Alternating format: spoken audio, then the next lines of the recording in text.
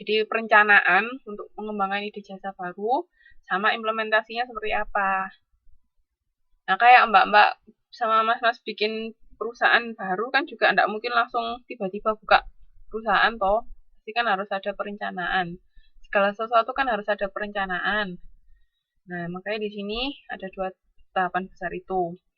Tahapan untuk di front end planning itu ada beberapa tahapan lagi. Yang pertama itu business strategy development or review. Jadi di sini ini jadi front end planning itu menentukan konsep jasa apa yang akan dikembangkan, kalau implementation-nya itu mengimplementasikan. Aku nggak bisa jalan. Nah, untuk business strategy development or review itu tahap pertama dari front end planning, itu kita harus mereview visi dan misi perusahaan. Mbak-mbak sama mas-mas kemarin sudah punya atau visi dan misi perusahaan, ya kan? Nah, saya pernah bilang nggak kalau kita belajar tentang kita belajar tentang manusia, pokoknya yang berhubungan dengan ilmu sosial itu kan semuanya dinamis, ya kan? Pasti ada sebuah perubahan, walaupun perubahan itu kecil atau perubahan itu besar, pasti ada sebuah perubahan.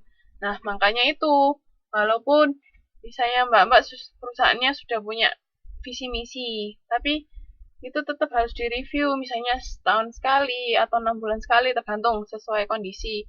Jadi direview apakah visi misi itu masih sesuai enggak sama keadaan kita sekarang. Misalnya tiba-tiba pesaing sangat banyak sekali memasuki industri yang sama. Misalnya mbak-mbak yang buka les pelajaran, bimbingan belajar, tiba-tiba kok banyak menjamur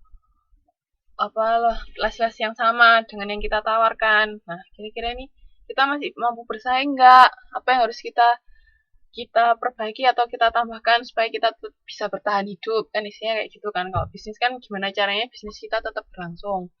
Nah, itu di review lagi dari visi misi perusahaan, apa sesuai apa enggak. Atau visi itu kan target perusahaan kan, apa target ini misalnya sudah tercapai apa belum.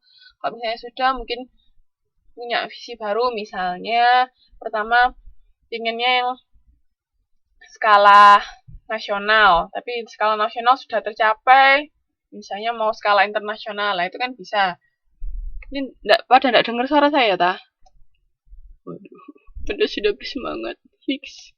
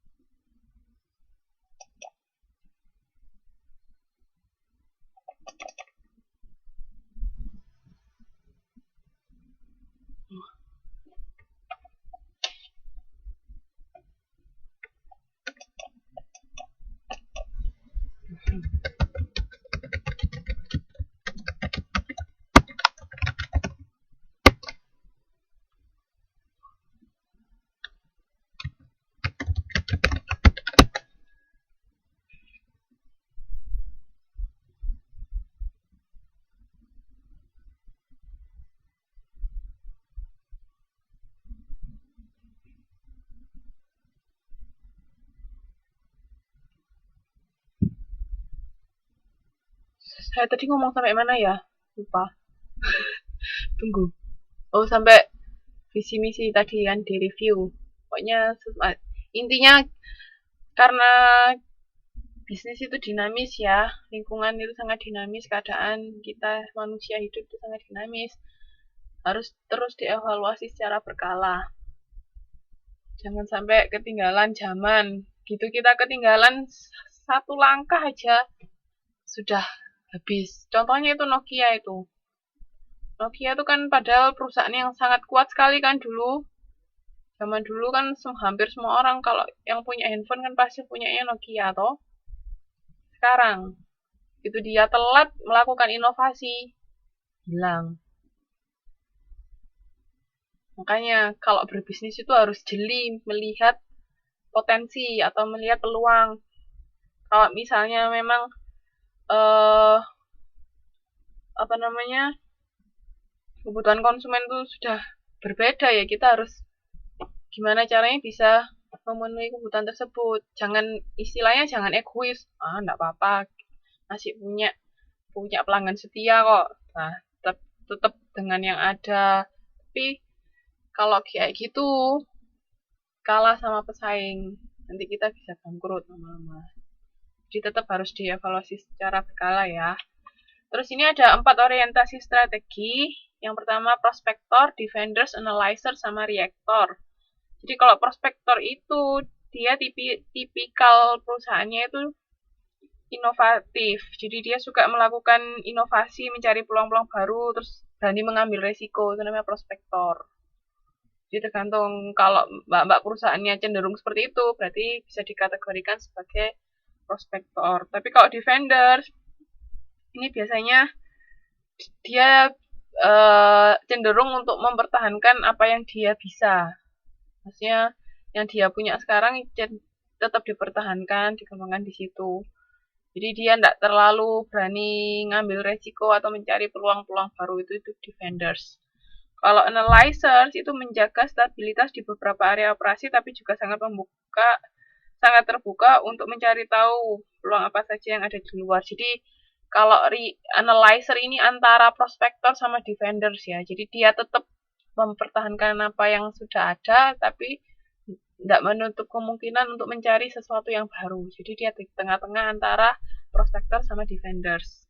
Nah, sedangkan kalau reactors ini jarang sekali membuat penyesuaian kecuali mereka dihadapkan pada tekanan yang ada di lingkungannya. Jadi dia hanya bereaksi pada sesuatu yang kayak istilahnya kalau sudah kejentok, dia baru bertindak. Itu reaktor. Jadi ini 4 orientasi strategi dari perusahaan. Terus habis gitu ini ada lagi strategi lain, yaitu cost leadership strategi. Itu strategi kepemimpinan biaya, maksudnya gimana caranya bisa menghasilkan produk dengan biaya yang seminim mungkin. Terus kalau differentiation strategy, dia pakai strategi diferensiasi. Jadi gimana caranya membedakan diri dengan saing. Kalau fokus, ya dia fokus sama sesuatu, apa yang dia bisa. Oke, terus habis itu untuk tahapan yang pertama. Kalau tahapan kedua itu ada New Service Strategy Development. Jadi di sini hampir sama kayak Ansoff Matrix nggak ini? New Strategy Development Matrix-nya. Bisa dilihat. Kayaknya lupa semua ya Ansoff Matrix ya, dari tadi tidak ada yang menjawab. Higgs.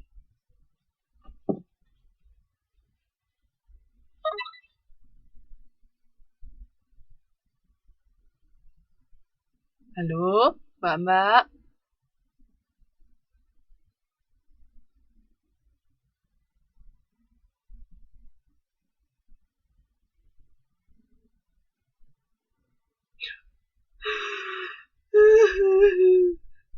Dilarang keras lupa. Oh.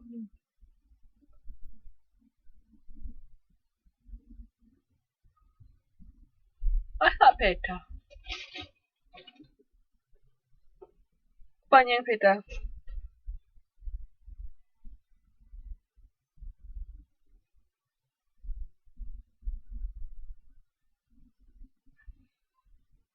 Oh ya, pemasaran jasa itu tolong dia hafalkan sama istilah-istilah bahasa Inggrisnya.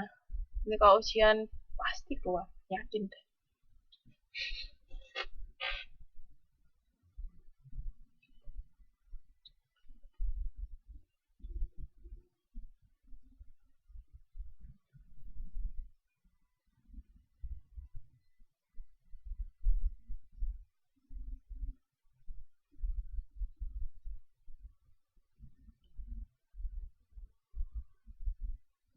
Nah, itu masalahnya.